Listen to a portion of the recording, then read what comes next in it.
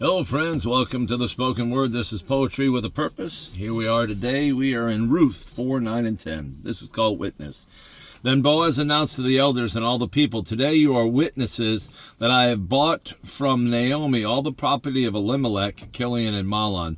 I have also acquired Ruth the Moabitess, Mahlon's widow, as my wife in order to maintain the name of the dead with his property, so that his name will not disappear from among his family or from the town records. Today you are witnesses."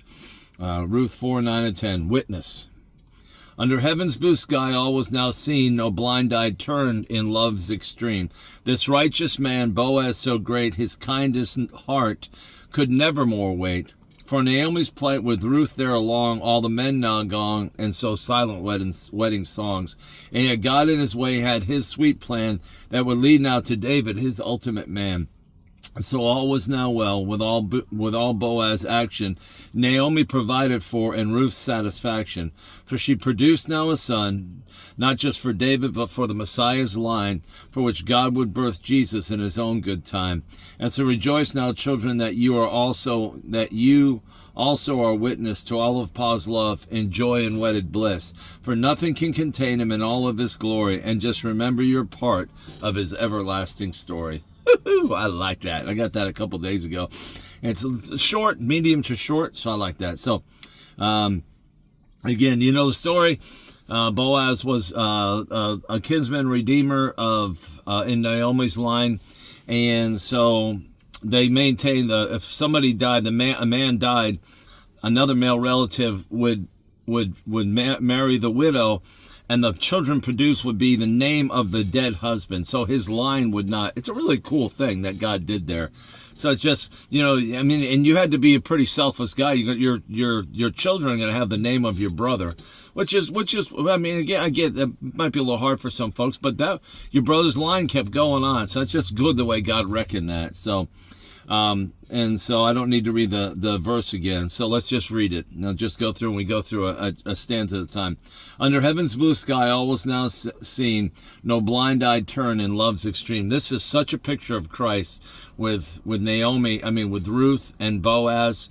And she said, "Spread the corner of your guard over me. You are my kinsman redeemer." That is who Jesus is to all of us. He's our kinsman redeemer. I mean, he's part of us, and he has redeemed us. It's the most beautiful picture of Christ in the Old Testament, in my opinion. I cry every time I hear this on audio Bible. Spread the corner. She goes where he's in the grain pile. She goes to his feet and lays there and sleeps. And then he's sleeping because he was drunk from partying with all his buddies because of the harvest. He wakes up and sees a woman at his feet. "So who are you?" And she says, "I am Ruth." She says, "Spread the corner of your garment over me," which means protection, for you are my kinsman redeemer. As soon as she said kinsman redeemer, he knew exactly what was going on. And Naomi had told Ruth to go do this. Go read the book of Ruth again. That is one of the most beautiful books.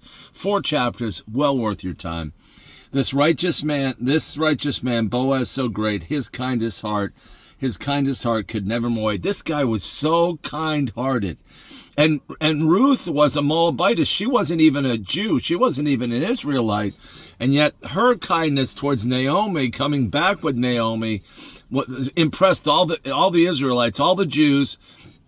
And then he took care of her because of what she did for her mother-in-law with her dead husband. For Naomi's plight with Ruth there along, all the men now gone, and so silent wedding songs. Naomi goes, "Don't call me Naomi, call me Mara, because God's hand has gone out against me." And she blames God. And then later on, everything goes, well, I guess God's on my side still. And how many of us do that? Oh, crap, everything's going bad. What are you doing to me, God? That's why I say this is a deep book. 4 chapters are deep and really deep in relationship. So Naomi came back they went to Moab. Her husband, her 2 sons, Mahlon and Chilion, and her husband went to Moab because there was a famine in the land. So they were coming back, and the 2 boys married Moabite women, Ruth and Orpah, I think was the other one. And yet God in his way had his sweet plan that would lead now to David, his ultimate. This is how God got David, because Boaz is his great-grandfather or something. So Boaz, and Boaz's father was really cool, was the former prostitute of Jericho. I can't remember her name. Rahab, the prostitute, was Ruth. So there are two Gentile women in Jesus's line. This is Jesus's line through David. So Boaz, his mother, was from Jericho, Rahab, the former prostitute, and now he married a Moabitess. So you see how God was working the Gentiles into the Jewish lines. Just really cool stuff that God's doing here. Yeah, God was waiting his sweet, ultimate man. And so all was now well with all Boaz's action. Naomi provided for and Ruth's satisfaction. Naomi would automatically be provided for. And Ruth, again, she got a husband. And he said, thank you for not running after, Boaz says to Ruth, thank you for not running because he must have been an older guy. He said, you're awesome. You didn't run after all the younger guys. You're trying to do this in the right God way, which was the kinsman redeemer, which he was. For she produced now a son, not just for David, but for the Messiah's line, for which God would birth Jesus in his own good time.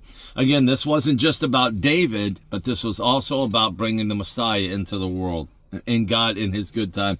So rejoice now, children, that you are witness to all of Pa's love and joy and wedded bliss. Man, we're married to Jesus, man. Get happy. You're Jesus' wife, man. Get happy. Israel is God's wife, the Father's wife. We are Jesus' wife. And you wonder why Iran is in trouble. You wonder why they're getting their butt kicked, because they have touched the apple of God's eye. And here's Donald Trump threatening complete annihilation of the entire culture of Iran. And yet Iran for decades has been threatening the nuclear annihilation of Israel. So you know what? This is turnabout. It's fair play. This is justice. Now it's not happening. They've got a peace. They've got the 2-week ceasefire. They're going to open the Strait of Hormuz. But Iran has been threatening the annihilation of Israel for decades. And now we do it to them. And oh my gosh, what's Donald Trump talking about? He's talking about exactly what Iran has been threatening Israel with. And Donald Trump said, so you want to play this game? We're going to take out all your power stations. We're going to take out all your bridges. And we're going to destroy you as a nation. You want to play this game with Israel? Guess what? I can play this game with you. You mess with Israel. Let me tell you something. God told Abraham, they bless you, if they bless you, I'll bless them. If they curse you, I'll curse them. Israel matters. 1948 matters. It's the super sign of this generation. Israel's back. After 1,878 years of desolation, you screw with Israel and you screw him with God. That's his wife. And he hasn't divorced her and married the Gentiles instead. Replacement theology is a lie. I know I'm excited here. I apologize. But this stuff drives me crazy. The whole world, oh my gosh, it's so disgusting what Donald Trump has done. Why? Why? He's just doing exactly what Iran's been doing for decades. Duh. Oh, geez. Now somebody's going to threaten Iran. Oh, really? Oh, why? Oh, well, they're just threatening God's wife, the apple of his eye. That's just a bad plan. Bad plan. Don't mess with the apple of God's wife. Don't mess with God's wife. You mess it with God's wife. God's wife. Duh. For nothing can contain him in all of his glory. And just remember your part, of his everlasting story. We're part of this, man. We've been engrafted into Israel. We're blessed. We're blessed. And Donald Trump ain't bombing us. Thank you, Donald. Thanks. Please don't hit me, Donald.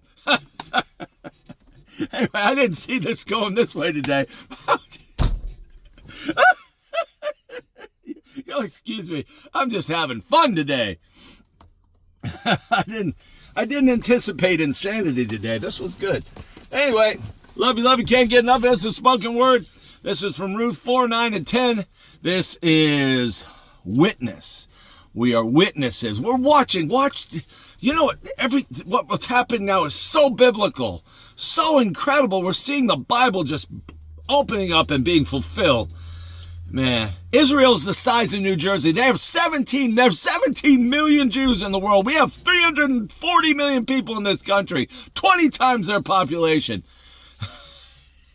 And the whole world's lost their mind over this tiny little strip of land, the size of New Jersey with 17 million people. Hitler tried to kill them all. You don't mess with God's wife. Just a bad idea. Don't mess with God's wife.